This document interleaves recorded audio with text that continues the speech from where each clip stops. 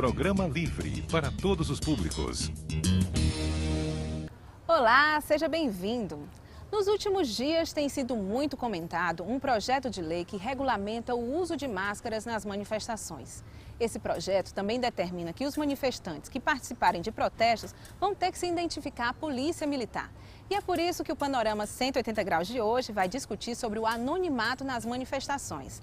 Para esse debate, nós trouxemos o juiz federal da 9ª Vara, George Marmelstein, e o membro do coletivo Nigéria, que é um coletivo de comunicação livre, Yargo Gurjão. Sejam bem-vindos ao nosso programa. Para começar, eu gostaria de saber se a proibição do uso de máscaras pode até impedir a liberdade de expressão. Se for uma proibição absoluta, sim. A proibição pura e simples do uso de máscara, fora de um contexto de repressão da violência, sim, claro que viola, porque o uso de máscara faz parte do componente da expressão, nesse caso.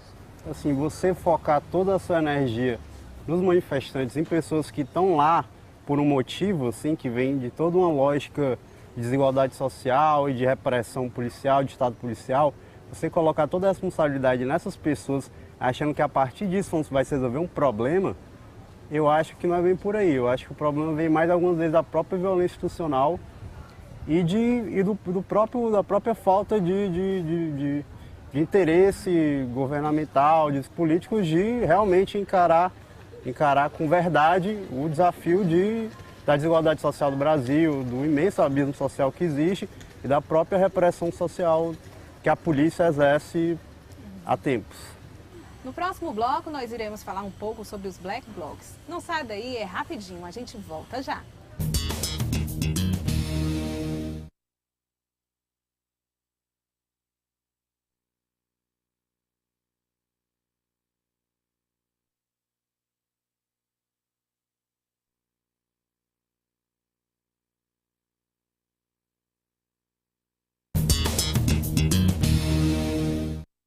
No programa de hoje, nós continuamos a discutir sobre o anonimato nas manifestações. Para esse debate, nós convidamos o juiz federal da 9ª Vara, George Marmelstein, e o membro do coletivo Nigéria, Yargo Gurjão. George, o que é que diz exatamente a Constituição a respeito dessas manifestações? A norma constitucional prevê uma garantia bastante ampla da liberdade de reunião. O único limite que ela impõe é a exigência de que a reunião tenha um caráter pacífico. Então, o componente essencial para verificar se existe ou não existe um direito fundamental de manifestação refere-se à finalidade e o meio da manifestação. Se tanto a finalidade quanto o meio tiverem um caráter pacífico, ela terá, portanto, uma proteção constitucional. Na Constituição fala alguma coisa sobre esse anonimato nas manifestações? A regra que proíbe o anonimato é uma regra referente à liberdade de manifestação do pensamento. Mas isso não está necessariamente vinculado às manifestações, porque eventualmente você pode estar numa manifestação de máscara e estar identificado. Você pode estar com o seu nome, enfim. O fato em si só de você estar usando máscara não implica anonimato. Por outro lado, eventualmente você pode estar sem máscara e continuar anônimo. Você pode estar usando boné, óculos escuros, barba. Na minha época era famosa pintar a cara, pintar o rosto. Sem máscara, mas de qualquer modo com dificuldade de identificação. Então, eu repito, o principal aspecto a ser levado em conta não é em si o uso ou não uso de máscara, mas sim se a violência, se a manifestação tem ou não tem um componente de violência. Além disso, e é outro aspecto que tem que ser discutido mais a fundo, é essencial saber se essa violência tem origem no ato dos manifestantes ou se, pelo contrário, teve origem a partir de uma ação da polícia. Então, é um aspecto que também é relevante nesse ponto. A avaliação feita no Palácio do Planalto conseguiu comprovar que muitas pessoas desistem de participar dessas manifestações porque sabem que lá vão ter mascarados, vão ter os Black Blocs. O senhor acha que isso poderia atrapalhar as manifestações, poderia afastar as pessoas? Assim, eu acho que desde o começo, desde junho, assim, existiu muita controvérsia, assim, em relação a porque, na verdade, é uma coisa bem mais problemática, coisa bem mais complexa, né? Assim, porque as pessoas, elas também não têm tanta informação sobre o que está acontecendo. Muitas das vezes eu acho que elas... Enfim, existem os formadores de opinião, existem os Arnaldo Diabo da vida, enfim, e tem o Jornal Nacional. E que as pessoas, muitas das vezes, elas pegam esse discurso sem problematizar, sem colocá-la num contexto, assim. E assim, a violência eu acho que ela sempre vai esvaziar, sempre vai fazer com que as pessoas se afastem das manifestações, mas aí tem que ver assim, de que é o interesse dessa violência, sabe? Assim, porque eu acho que também tem que diferenciar a violência da resistência. Assim. Ao meu ver, assim, quando assim, a gente viu o que aconteceu em junho, que meramente as manifestações foram pacíficas, foram puxadas pelo MPL, que é um movimento pacífico, enfim, não existia nem essa questão dos black blocs assim como algo mais pop, né? E teve repressão do mesmo jeito e foi a partir disso que foi um monte de gente para a rua, sabe? E assim, e essa violência veio da polícia, né? Assim, e veio por mando de, enfim, a polícia segue ordens dos políticos, né? E aí, assim, o que é que a gente faz, assim, quando se depara num contexto desse, que a polícia acaba a manifestação na hora que quer, e, enfim, e coloca regras, enfim, a gente tá contestando o quê? Então, assim, qual o nosso poder, assim, que não seja ir pra rua e poder ter a liberdade de ir pra rua. Aí, a partir disso, se criou uma dinâmica de violência, né, de resistência, de reação, né. Mas como será que começou o uso de máscaras nas manifestações? Confira agora na matéria. Os Black Bloc é um coletivo formado por indivíduos e grupo de pessoas que se unem para uma ação de protesto usando máscaras e roupa preta. Surgiu na América do Norte na época da Guerra do Golfo. Esse movimento era conhecido pelas batalhas urbanas com a polícia e a forma radical de protestar. Para o ministro da Justiça, em países como França e Canadá, existe uma lei com mais vigor, né, em relação a esses manifestantes. Que essa lei, ela determina, sim, que eles fiquem mais firmes, né? Eu gostaria de saber, assim, os senhores acham que esse projeto de lei que está sendo criado é exatamente buscando isso ou não? Tem um outro fundo? Esse não é o maior problema do Brasil, sabe? Assim, existem problemas muito mais preocupantes do que manifestantes, sabe? Assim, o problema dos despejos, das emoções, sabe? Da própria violência, do extermínio da juventude negra e pobre. Isso é muito mais preocupante do que, enfim, do que um monte de menino da periferia, desempregado, franzino, que usam máscara, sabe? Isso, assim, tirar as máscaras também não vai resolver, né? Só não vai, não é usar máscara não que vai acabar com a desigualdade social. O que traz a violência é a imensa desigualdade social do Brasil. Colocar isso, na verdade é isso, é uma instrumentalização política que, na verdade, tende mais a criminalizar qualquer tipo de manifestação, resistência popular, insurgência popular contra os governos, do que bem trazer um bem-estar social ao Brasil, sabe? E, enfim, igualdade social, porque isso tende a acirrar mais a violência, sabe? Tende a ficar cada vez mais violento. Quanto mais repressão, mais violência vai ter. E o projeto de lei determina também que as pessoas que estão pensando em fazer manifestações vão ter que avisar a polícia onde é que vai ser a manifestação. O que é que o senhor acha disso? Que o aviso prévio não é condição para o exercício do direito de manifestação, ou seja, ele não pode ser considerado como requisito indispensável para que se manifeste.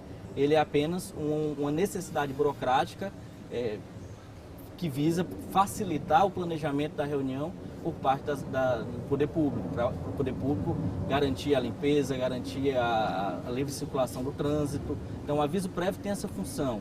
Tratando-se de manifestação espontânea, que é o que tem ocorrido no Brasil, né, que as pessoas saem para a rua sem liderança, sem nenhum foco específico, não há como usar esse requisito do aviso prévio como condição para o exercício. Ou seja, na minha ótica, é totalmente inconstitucional você dissolver uma reunião pelo fato de não ter havido o aviso prévio. E há aquela ideia de que o manifestante precisaria se identificar para a polícia? A identificação faz parte do poder de polícia. A polícia tem, de fato, o direito de pedir identificação. E esse é o aspecto central. A polícia tem esse poder, né? Faz parte da sua prerrogativa exigir de qualquer indivíduo a sua identidade, até para verificar se não é um foragido ou algo parecido. A falha está numa prática adotada aqui no Brasil da chamada prisão para averiguação. Você está aqui, nós queremos levar para a delegacia para ser identificado criminalmente. Isso não pode. Inclusive, um jornalista que também é do coletivo, ele foi preso para averiguação, ele sendo jornalista. Teve que a sindicata lá, no caso, por coincidência ela estava lá e ela falou, ele é jornalista. E ele ia sendo preso com mais 70, acho que eram 70 pessoas foram presas. Foi na última manifestação da Copa das Confederações, foi todo mundo preso. Curiosamente, agora nessa última manifestação que houve em São Paulo, onde foi usada aquela técnica de isolar os manifestantes, a polícia realmente agiu com várias práticas questionáveis, mas numa delas tem um vídeo que eu tive a oportunidade de assistir, em que o policial chega para uma pessoa que estava filmando: cadê seu crachá? Tem um crachá de imprensa? Não tem, vai preso. Ele diz essa frase: a pessoa vai presa pelo fato de não estar usando o crachá da imprensa. O presidente da Força Sindical, ele diz que acha completamente estranho que pessoas que participaram de movimentos contra a ditadura fiquem completamente contra as novas manifestações que estão acontecendo hoje. Na opinião do senhor acha que isso que a gente está vivendo agora seria mais ou menos parecido com aquilo que a gente passou com o Ato Institucional 5? Assim, eu acho que o que existe é assim, quando a gente vai esticando a democracia para ver se realmente ela é uma democracia, a gente acaba batendo assim, em algo assim, resquícios da ditadura, sabe? Assim, porque, enfim, é democracia até o ponto que você se rebele, assim, quando que você estique a sua liberdade, enfim, e realmente vai trazer algo que vá fazer com que o Estado se sinta, enfim, que vai mexer realmente nos alicerces do Estado, né? Em relação a você ter a liberdade de espalhar coisas pela internet, enfim, isso me faz crer que a gente não vive bem a ditadura. Mas agora nas ruas, talvez, depois da aprovação dessa lei aí, mas enfim, ninguém sabe bem o que vai acontecer, mas pode ser que as coisas fiquem mais violentas e fique com alguma coisa parecida com o que já foi. Assim. Para poder identificar os agressores nessas manifestações, os policiais entraram nelas sem identificação, né? Eu gostaria de saber do senhor, se isso é realmente certo, é correto que eles entrem sem identificação, tipo, fingindo que são manifestantes também? Tem alguma coisa em relação à Constituição que fale sobre isso? A questão da infiltração. É interessante, nós temos uma norma que regulamenta a infiltração em caso de organizações criminosas. E é uma situação muito especial, muito extraordinária o juiz ou se requerer, se pedir a infiltração de um policial em uma organização criminosa. E para isso tem que ser precedida de ordem judicial, fundamentada, passando por uma série de controles para ser autorizada essa infiltração. No caso das manifestações, curiosamente, a polícia tem usado os chamados P2, como foi mencionado, indiscriminadamente, sem usar nenhum tipo de formalidade, sem nenhum tipo de relatório. Né? O importante seria que nós tivéssemos algum tipo de controle sobre essa atividade policial, até porque, a meu ver, qualquer prova produzida nessas circunstâncias seria inválida, porque não há autorização legal para que se proceda a infiltração que não seja em organização criminosa, a não ser que se considere a manifestação em si como uma organização criminosa e o que seria o cúmulo do absurdo. Mas foi lançada também uma iniciativa dizendo que eles não poderiam fazer isso, né? Que já que eles proibiram o anonimato dos manifestantes, também não poderia ter o anonimato desses policiais, o outro aspecto, né? Também é uma prática totalmente aceita em qualquer guia de direitos humanos no mundo, que os policiais que participem da proteção da manifestação sejam todos eles identificados, proteção e controle. Eu falo proteção porque, na verdade, o papel da polícia não deveria ser de controle e de repressão. O papel da polícia deveria ser de proteger e promover a realização da manifestação. O senhor que já esteve presente em algumas manifestações, eu gostaria de saber como é exatamente que acontece essa abordagem da polícia aos manifestantes. Depende muito, assim, até algumas vezes que a polícia dialoga, sabe? Mas assim, mas o que eu acho mais, na verdade, o dialogar deveria ser o modus operandi normal, né? Só que o que acontece muitas das vezes é que não é desse jeito, né? Acontece a polícia tratando a população como, enfim, como se fosse inimigo mesmo de guerra, já que é uma polícia militarizada, né? Encara como inimigo mesmo.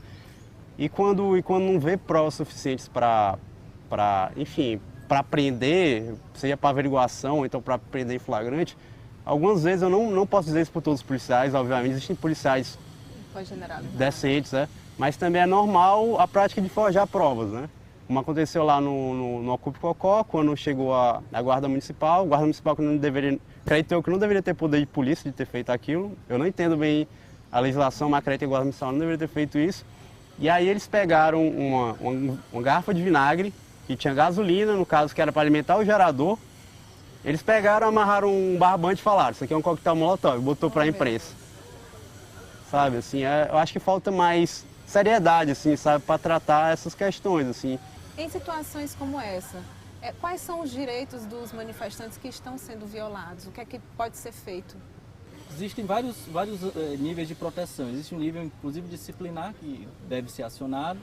O Ministério Público é o órgão de controle da polícia, então qualquer violência praticada pela polícia pode ser comunicada ao Ministério Público, que tem o dever de impulsionar esse processo. E, eventualmente, na esfera civil, cabe uma indenização se houver realmente violação à honra, à moral, até à integridade física.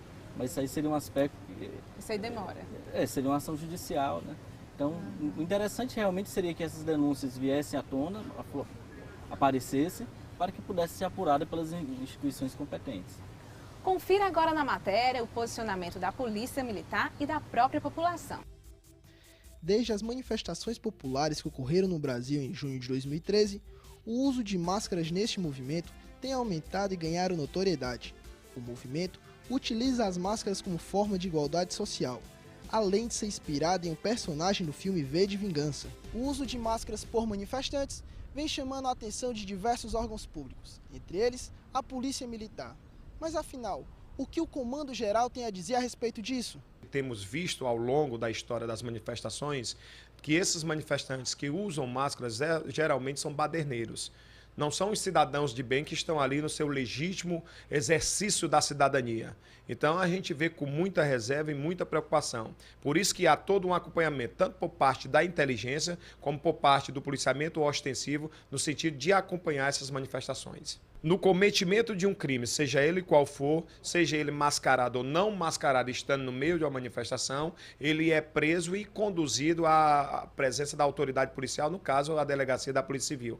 E lá é feito todo o procedimento pertinente ao crime que ele cometeu. Fomos também atrás da opinião dos mais envolvidos neste assunto, os jovens. Se for para proteção, porque algumas pessoas usam spray de pimenta e coisas do tipo, então sim. Mas para quem usa para se esconder e vandalizar o patrimônio público, alguma coisa assim, é errado. Bom, eu sou contra pelo fato de que você está numa manifestação, então você deve se expor, porque tem que expor seus sentimentos, né, o que você está sentindo pelo país e coisas assim. Só que se for contra, assim, a favor da proteção, quando tiver algum protesto, tiver briga, eu acho que sou a favor. Olha, eu sou contra, porque eu acho assim, quando manifestações, quer dizer que, pelas que a gente viu pela televisão, são estudantes, né, querendo melhorias no país. Então eu acho assim que o uso de máscara é para quem é vândalo, né, e não quer mostrar a cara, quer fazer as coisas erradas na rua. E alunos como a gente, que quer fazer manifestação para ver se o país melhora, não tem esse problema de estar mostrando o rosto, até porque a gente só está ali querendo melhorar o país, né, que o país cresça. Eu sou a favor porque, apesar de o pessoal falar, dificulta a identificação de infratores no meio e tal, querendo ou não, acho que é uma forma de manifestação mesmo, e querendo ou não, como a gente sabe que há muitas condutas repressivas por meio até mesmo da polícia, é um meio de você ficar seguro. Uma forma da população tentar se esconder, até que não era para se esconder, mas é uma forma de se esconder, de poder manifestar o que está sentindo, entendeu? Muitos usam aquela máscara do V de Vingança, do filme, né? Eu acho que é uma forma de representar o filme, representar uma ideologia que cada um tem, entendeu? Então eu sou totalmente a favor. Aquela situação que aconteceu com o cinegrafista, que acabou sendo morto, né, por causa de um rojão. Eu queria saber, assim, do senhor, qual é a opinião do senhor. O manifestante teve realmente culpa nisso? Ou foi um conjunto de pessoas que tiveram culpa nisso? Eu acho que quem fez aquilo tem uma responsabilidade. Porém, eu acho que colocar a responsabilidade naqueles dois meninos lá, eu acho que não é muito não é a solução realmente do problema, sabe? Porque eram dois meninos assustados, sabe? Tipo, você via ali, eles não tiveram nem a ideia de esconder as tatuagens, sabe? Assim, você usa máscara, mas você não esconde sua tatuagem. Aí, enfim, parece ser mais bodes expiatórios do que bem realmente, sabe? Assim, isso é uma solução do problema. A meu ver, é uma questão bem mais complicada, que envolve a própria questão de segurança do trabalhador, porque estava lá, no caso, o Santiago, ele estava com a câmera do tamanho de um bonde e ele estava parecia estar sozinho e sem nenhuma proteção. Assim. Desde junho, assim, se criou, pelo menos nas pessoas que estavam mais acompanhando as manifestações, se criou a cultura de usar proteção. Porque, assim, seja pelo lado da polícia, que é a grande maioria, segundo a Abrage, 75% das violências e manifestações para jornalistas vem da polícia, né? Seja da polícia, mas também de manifestante que, por vez, também... Eu quase já fui atingido por um rojão, por uma pedra, mas não foi algo intencional, sabe? E o que me faz pensar que aquilo ali é uma zona de conflito. E não foi a primeira morte da manifestação, assim, já tiveram várias outras mortes. E por que essa morte foi explorada? Assim, por que se criou toda uma conspiração, inclusive fazendo factóias de um advogado que era advogado de milicianos e de maneira misteriosa ele pega os 2 casos dos dois meninos assim, sem cobrar nada. E assim, é uma situação muito misteriosa e todo mundo se atém apenas à questão do rojão, assim, que ao meu ver pareceu ser muito mais um acidente, mas mesmo sendo um acidente, acredito que eles devem ser responsabilizados, os meninos, mas eles não são os grandes culpados da situação. Os grandes culpados da situação são vários setores, desde a própria empresa que não deu a proteção devida, não deu o treinamento devido. E o que é que se aprendeu dessa história? Parece que nada, porque depois tiveram outros cinegrafistas que continuaram sem proteção na outra manifestação que inclusive deram apoio, fizeram homenagem ao Santiago, tinham vários cinegrafistas sem proteção. Então, assim, o que é que se aprendeu da história? Ao meu ver, nada. E a gente vê assim, se a gente for analisar na manifestação mesmo, não só os cinegrafistas fazem parte, né? As próprias pessoas estão lá sem essa proteção que ele está dizendo que é necessária, né? Eu gostaria de saber do senhor, isso seria uma falha do Estado que deveria ser mais firme para acabar de vez com essas manifestações? Porque quando a gente entra nas redes sociais, eles falam que o Estado está sendo falho em relação a isso. Primeiro que eu não acho que a solução seja acabar com a manifestação. Para acabar com a manifestação, nós teríamos que decretar um estado de sítio e viver num regime de exceção constitucional, que não é o caso. A grande questão é que nós chegamos nós temos uma situação ainda nova para a qual nós não estamos preparados, né? Nem os manifestantes estão preparados, né? Para essas novas formas, nem a polícia, nem o Estado, nem as instituições de modo geral, nem o judiciário, inclusive. Isso faz com que nós estamos ainda aprendendo a lidar com esse tipo de manifestação, que algumas delas têm um caráter novo, inédito, que é o caráter permanente, o caráter do ocupa, né? Esse tipo de manifestação não existia no passado. No passado nós tínhamos passeatas durante 3, 4 horas, em que as pessoas terminavam e iam para casa, iam embora. Mas tinha um resultado? Tinha um caráter de aparecer, de fazer pressão. Agora não, parece que a crise é tão sistêmica que é um movimento de permanente protesto. Então o povo de modo geral querem ocupar os espaços públicos para manifestação em conformismo. Nós não estamos satisfeitos com a situação.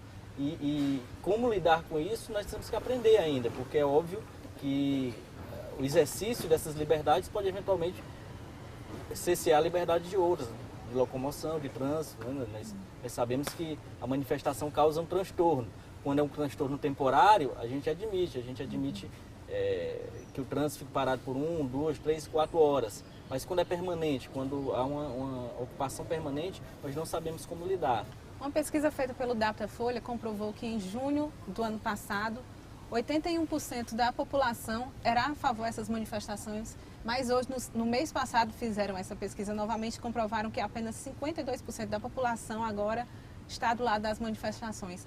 Eu queria saber dos senhores, por que isso exatamente acontece? A população pode se sentir representada com essas manifestações? Eu vou manifestar uma opinião particular. Eu penso que as manifestações no início tiveram aquele ímpeto revolucionário, não tiveram a força para fazer a revolução e chega um momento que passa a cansar, né? Como você começa a ficar meio sem foco, sem perspectiva de mudança, o objetivo vai se diluindo na pluralidade de pensamentos que aqueles manifestantes possuem. Isso faz com que as pessoas percebam que ali não vai gerar muito resultado. E aí começa a haver um desânimo, começa a haver aquele desestímulo, muito também em grande parte por força de uma propaganda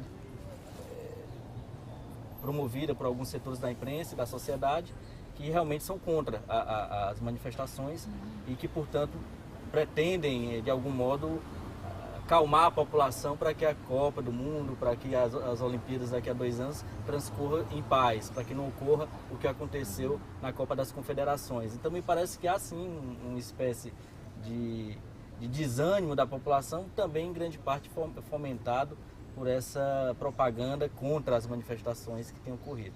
Foi o Datafolha que fez? Foi. Mesmo assim, é mais do que a metade que ainda aprova, assim. Então, eu não sei bem porque assim, ainda acha que... E se você for a fundo, tá todo mundo descontente com o Brasil. Assim. Todo mundo não, tem uma parcela muito pequena contente do Brasil que tá. Mas assim, se você for aprofundar mesmo a própria pergunta, sabe, você vai ver que a maioria das pessoas estão descontentes com o transporte público, com a educação, com a saúde, sabe? Só que é isso, como o Brasil acredita que está numa democracia ainda muito nova, as pessoas ainda estão aprendendo o que é que elas devem fazer para mudar, sabe? Não sai daí, a gente volta já.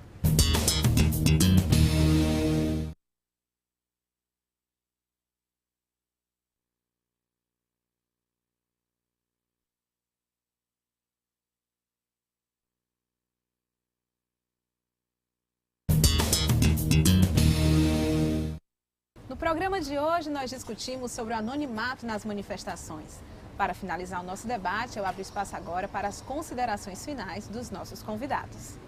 A título de conclusão, eu diria apenas que o ponto essencial desse debate, especificamente sobre o anonimato nas manifestações, não é em si o uso de máscara, repito. É a questão da violência, né? De quem pratica a violência, como é feita a manifestação. Havendo realmente um caráter pacífico, o fato de a pessoa estar ou não de máscara é irrelevante. Há um direito fundamental àquela manifestação, daquela ideia, daquele pensamento, ainda que mascarada. Isso não tira da polícia o direito que ela tem de exigir a identificação em caso suspeita, para verificar se é caso de um foragido da polícia ou algo parecido. Mas, de qualquer modo, o importante é que a gente perceba o caráter legítimo das manifestações pacíficas e reconheça que o papel do governo no tocante às manifestações não é de controle nem de repressão, e sim de proteção. O papel da polícia não é de impedir o exercício da liberdade, mas sim fazer o máximo que tiver ao seu alcance para que aquela manifestação transcorra sem violência. Eu acho que esse ano vai ser um ano bem longo, 2014 acho que vai ser um ano que vai entrar para a história do Brasil.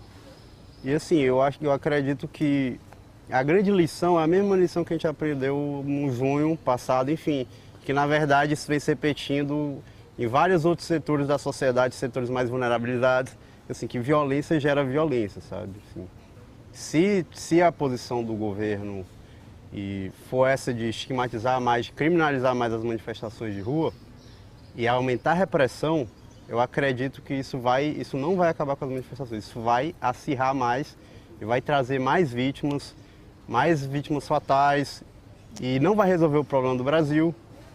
E, enfim, e depois quem vai pagar a conta serão os nossos filhos, nossos netos, que continuarão num país cheio de desigualdade social e violento desde o seu underground até agora a superfície, que em junho a violência veio para a superfície, porque, enfim, a juventude negra e pobre da periferia se fala em extermínio, né, que ela vive, na verdade, não é uma coisa que a gente não leva muito a sério, porque muitas das vezes não afeta a classe média, mas enfim, isso é algo muito sério e que eu acho que deveria, na verdade eu acho que a grande raiz do problema vem dessa desigualdade social e desse extermínio, dessa estigmatização da juventude e da população.